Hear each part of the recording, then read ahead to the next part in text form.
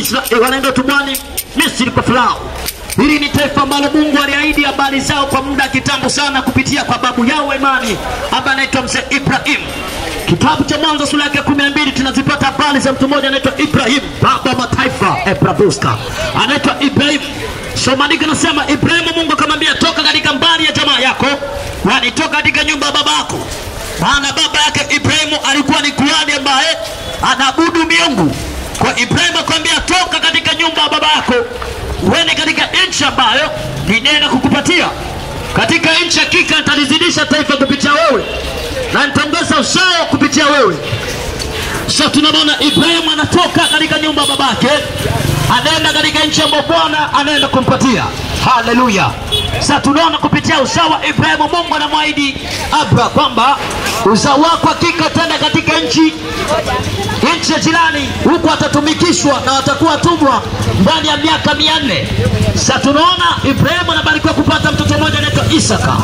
Na tunaona kupitia kwa Isaka mambo yanazidi kuwa mengi na vitu ni vingi vinaendelea. Sasa Biblia takatifu inasema wazi ni kwamba taifa hilo likakua, akatoka kijana mmoja anaitwa Yusufu, akaenda nchini Misri. Alipoenda Misri kama mtumwa, akaketi kwa Farao, akajaribu sana na akamtii Mungu, akashinda kila majaribu ambayo kwa mbele yake. Kisha maandiko yanasema Yusufu akapata wadhifa mkubwa katika nchi nzuri ya Misri, akawa waziri mkuu katika nchi nzuri ya Misri. Baada ya kuwa waziri mkuu, Biblia inasema wazi katika nchi ambayo baba yake alikuwa Yakobo, ukatokea njaa kubwa sana. Baada kutokea njaa, chakula kikakosekana. Na wakati wa Yusufu alikuwa anawaambia watu kwamba wale mtakuja kunishuhudia. Wakampiga na ndugu zake wakamuuza. Sasa Yusufu ameketi katika nyumba fulani Farao, akiwa ndani amepokea wadhifa kuwa waziri mkuu. Anaingia kwenye nyumba ya babake. Tunamwona baba yake anaagiza watu waende Misri wakanunua chakula. Walipofika katika nchi ya Misri, Yusufu akatambua kama hawa ni ndugu zangu. Na kwa sababu Yusufu bariki babangu, na kwa sababu Yusufu fedha ilimtembelea, sura na kila kitu kikabadilika. Hapo ukipata fedha utabadilika, mashimo humu yataishaisha, tazibwa. Utakuwa mtu fulani hivi ambao unaonekana uso wako una shine, uso wako na melemeta, kwa sababu anga linanukia. Sasa Yusufu alikuwa shabadilika. Ndugu zake wakashinda kumwelewa, wakashinda kumjua kwamba ni Yusufu. Sasa Yusufu alikuwa shajua. Biblia inasema akawawekea vyakula, lakini ndani ya chakula kifurushi kimoja cha mdogo wake wa mwisho akaweka chombo cha thamani cha dhahabu ambacho wanakula wafalme na watu wakubwa katika nchi nzuri ya Misri. Sasa Yusufu akatuma na jeshi kwenda kukagua mizigo ili apate kumrejesha mdogo wake katika jumba la kifalme, ili apate fursa kumvuta babake aingie nchi nzuri ya Misri. Wanaenda kukagua, wale wanajeshi wanakuta kikombe cha wasta ambacho kinatumika katika nyumba ya kifalme.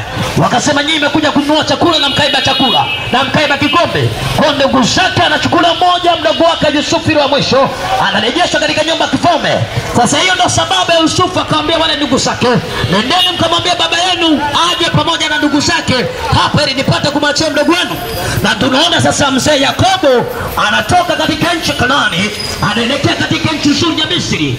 Na hao ndio mwanzo wa taifa la Israeli kwanza kutengenezwa, na ahadi ya Mungu inaanza kutimia, ahadi ambayo alimwahidi Ibrahimu kwamba atakao tumboni kwa miaka 400. Sasa tunaona wanafika katika nchi nzuri ya Misri, wanaketi mahali pale wanakula. Yusufu anaambia ni mimi ambaye niliuza, wanamsujudia, maisha na kuwa raha sana. Sasa generation to generation, taifa la Israeli ni taifa ambalo linazaliana kwa spidi balaa. Mwaka 1945 wamefanya Umoja wa Mataifa kikao, wakachukua Israeli wote ambao walikuwa katika nchi ya mataifa, wakarejesha katika nchi ya Israeli ambao sasa wapo. Mwaka 1945 wakarejesha mahali pale. Walikuwa ni watu wachache sana. Sasa watu wamebarikiwa uzao, wamezaliana mpaka sasa hivi ni taifa kubwa, na expand territory zao, wamekuzisha miliki zao na mamlaka zao, wameenda mbali sana. Sasa jukumu langu ni nini?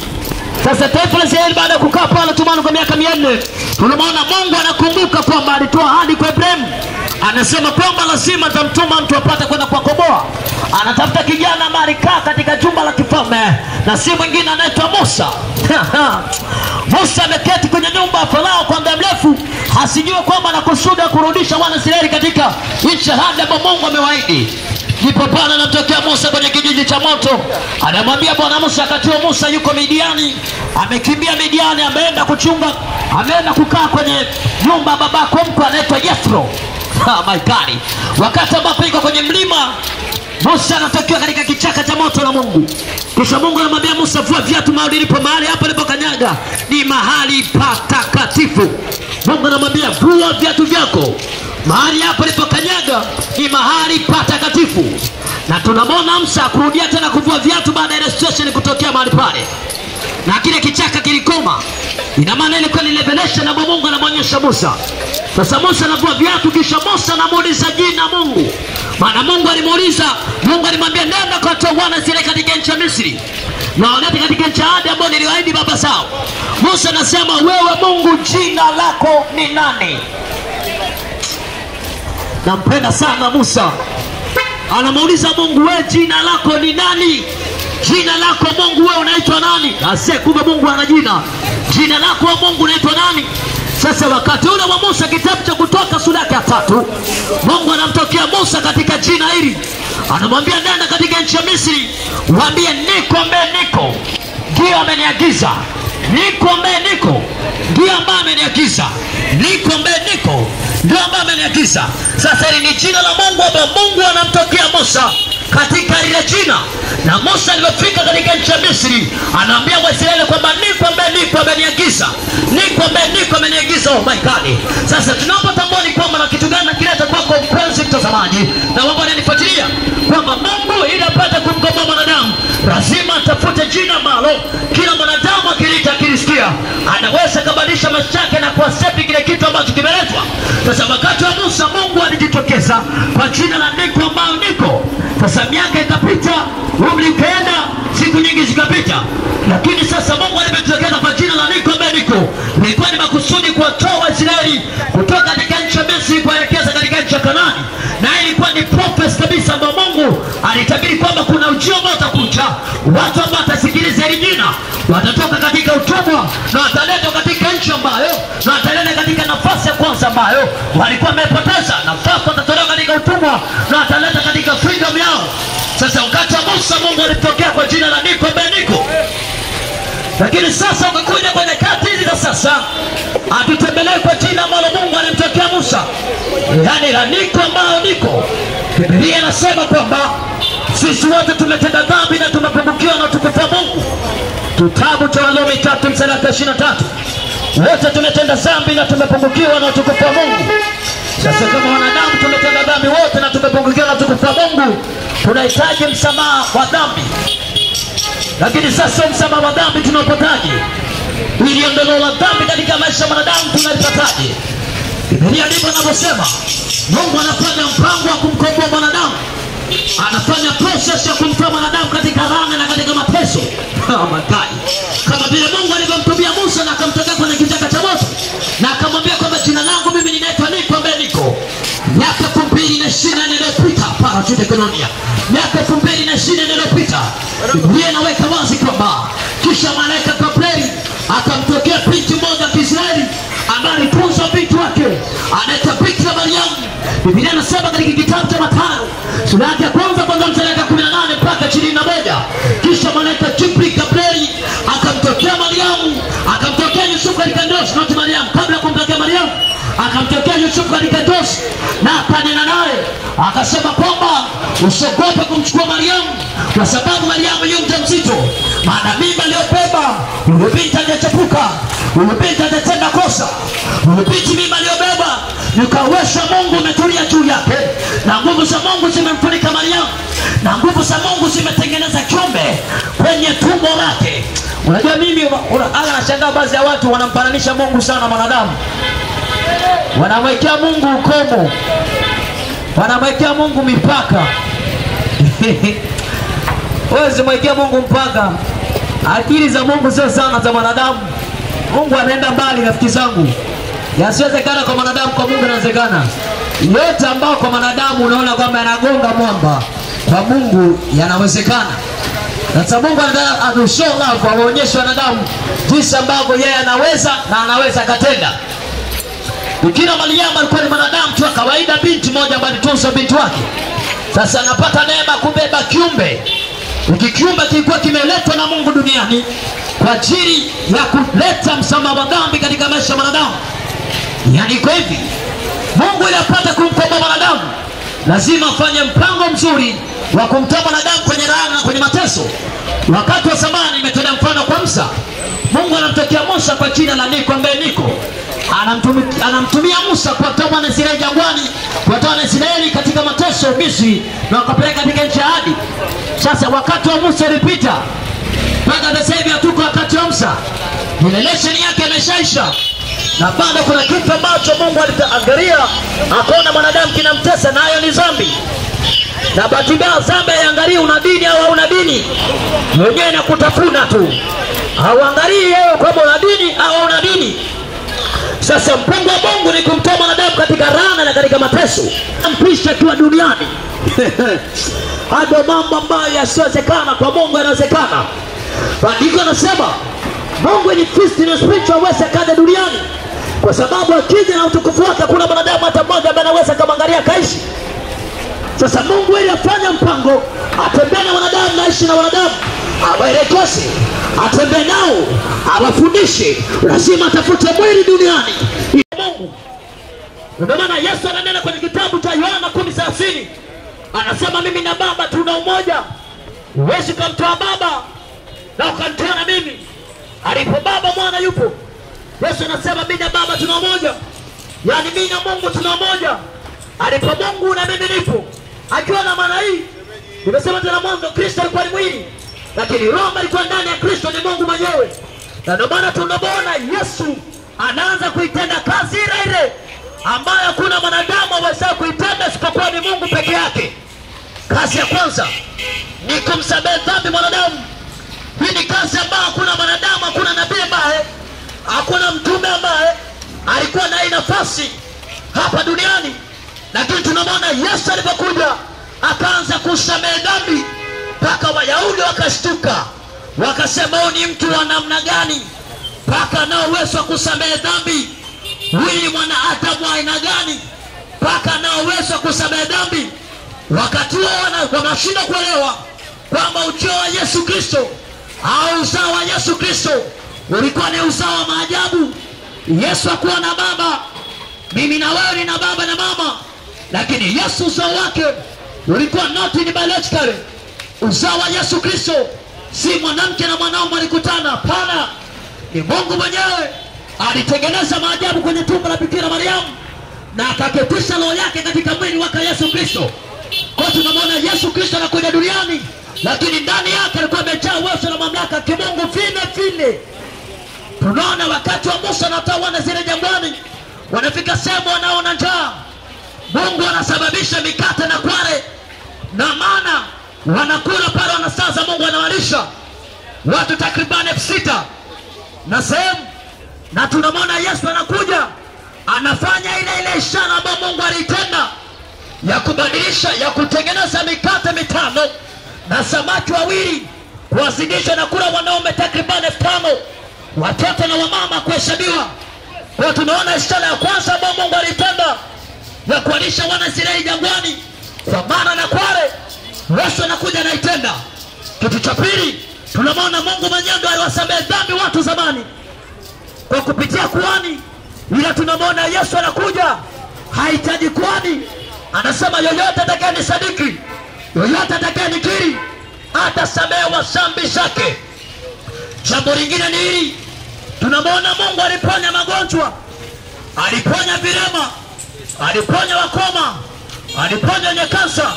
Na tunamwona Yesu Kristo anakuja duniani anaanza kuponya, akaponya vilema, akaponya watu wenye magonjwa mengi, akaponya vipofu, wote wakasikia habari njema. Lakini pia tunamwona Mungu Mwenyezi alipokuja duniani, na Mungu Mwenyezi sifa yake ya kwanza ni kwamba Mungu wafi. Na tunamwona Yesu Kristo anasema yeye mwenyewe hakuna hata mmoja anayeweza kaniua isipokuwa ni mimi mwenyewe, ninautoa uhai wangu alafu tena nitaurejesha tena. Kitabu cha Yohana, Yesu anasema hakuna hata mwanadamu mmoja anayeweza kaniua. Anasema isipokuwa ni mimi ninautoa uhai wangu, afu kisha nitaurejesha tena. Yani Yesu anasema ninapost kifo, ninawekea kama nimekufa, baadaye kile kifo uzima na urudisha. Huo uwezo ninao na mamlaka ninayo. Na Yesu sio muongo. Huo uwezo na mamlaka Yesu anathibitisha. Maandiko yanasema anabeba msalaba wake, anaelekea Golgotha, fumbo la kichwa mwanaume. Anakaa mida saa 6 mpaka saa 9. Yesu anakata roho ya saa 9 kamili. Baada ya kukata roho, aliwasanua watu kama atakufa siku ya 3 na kuvuka. Biblia inasema Yesu anaweka kaburini wanaume siku ya kwanza, siku ya pili, siku ya 3 Yesu anafufuka. Analivyo neno ambalo waambia Wayahudi kabla ya kufa kwamba hakuna hata mmoja anayeweza kuniua isipokuwa ni mimi ninautoa uhai wangu, afu baadaye nitakuja kurejesha tena. Kwa tunamwona Yesu msalabani anautoa uhai wake, anafukisha na kuja kurejesha tena. Na ndio maana tunasema Yesu sio sawa na mitume wengine. Usimfananishe Yesu na mtume yoyote, kwa sababu mitume wote washakufa, wote wana maajabu. Ardhi ishatafuna, mifupa yao haipo tena duniani. Karash, wote shaganja, wote hakuna aliyekuwa na nyonda kutikisika kwenye ardhi, wote shakata moto. Ila Yesu Kristo ni zaidi ya mtume. Sasa ndio tofauti wa Yesu Kristo. Ni zaidi ya mtume, ni zaidi ya nabii, ni zaidi ya mwalimu, ni zaidi ya profeti. Kwa sababu Kristo uwezo na mamlaka ulikuwa ndani ya mamlaka yake. Anasema uwezo ule ambao ulikuwa nao kabla ya misingi ya dunia kwako. Na Yesu kumbe anatusanua kwamba kabla ya dunia kwako yalikuwepo. Na ndio maana baada ya kuambia Wayahudi hiki kitu, maana tunasema akamokotea mawe wapate kumpiga Yesu Kristo. Yesu anaambia kwa kazi gani mbaya ambayo nimetenda nataka kunipiga kwa mawe? Wakamwambia wewe ndiye mwanadamu, wataka kujifanya kuwa sawa na Mungu. Sio kwamba Yesu alitaka kujifanya kuwa sawa na Mungu. Ni Mungu halisia aliyeishi duniani na wanadamu, akiwaelekeza namna gani ya kuishi, namna gani ya kuenenda na kusamehe dhambi ambazo wanadamu wanatenda. Na ndio maana tunaposema habari zake Yesu Kristo, ni tunasema habari za upendo wa Mungu katika maisha ya wanadamu through Christ, kwa njia yake Yesu Kristo. Na popote ambapo jina la Yesu linahubiriwa na yote ambayo kiliamini ni jina, Biblia imetoa ahadi na Yesu mwenyewe anatoa ahadi. First number 1, wanadamu atasamehewa dhambi.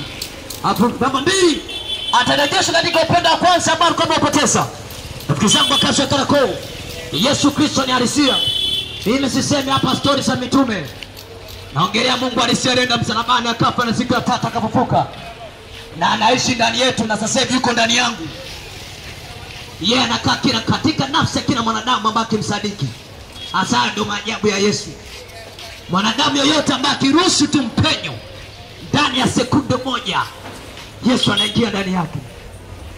Na ndio maana tunasema Yesu sio sana mitume. Unavyoniona niko na ubiri hapa, Yesu uko ndani yangu na ananisemesha. Yesu anasema kaeni ndani yangu nami nikae ndani yenu. Kama vile Baba alivyokuwa ndani yangu ndivyo na mimi nitakavyokuwa ndani yenu. Akiwa na maana kubwa ni kwamba mwanadamu kama Yesu alipokaa ndani ya maisha yako, Ibilisi lazima atakaa ndani yako. Kwa sababu hakuna mwanadamu ambaye ana uwezo kumshinda Shetani, hayupo.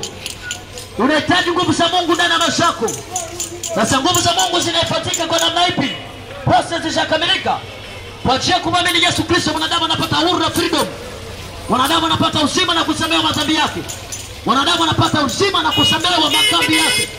Sasa Yesu amekuja duniani kwa ajili ya kuangazia wanadamu na kuwapa tumaini na kuwapa faraja kwamba yeyote atakayemkiri, yeyote atakayemwamini atakuwa na uzima, atakuwa na heri, atakuwa na tumaini katika maisha yake. Korintho 2:5-7 maandiko yanasema hata amekuwa mtakiwa ndani ya Kristo, amekuwa kiumbe kipya, ya kale yanapita na tazama mambo yanakuwa mapya. Remi utesa msingaba mkasa na kunaingia na kutoka.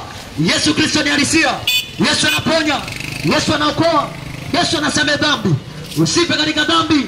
Tumaini la kweli linapatikana ndani yake Yesu Kristo. Ishabana ambazo zinakuambia niamini na ni kweli. Na Yesu Kristo ana dini. Yesu Kristo ana dini.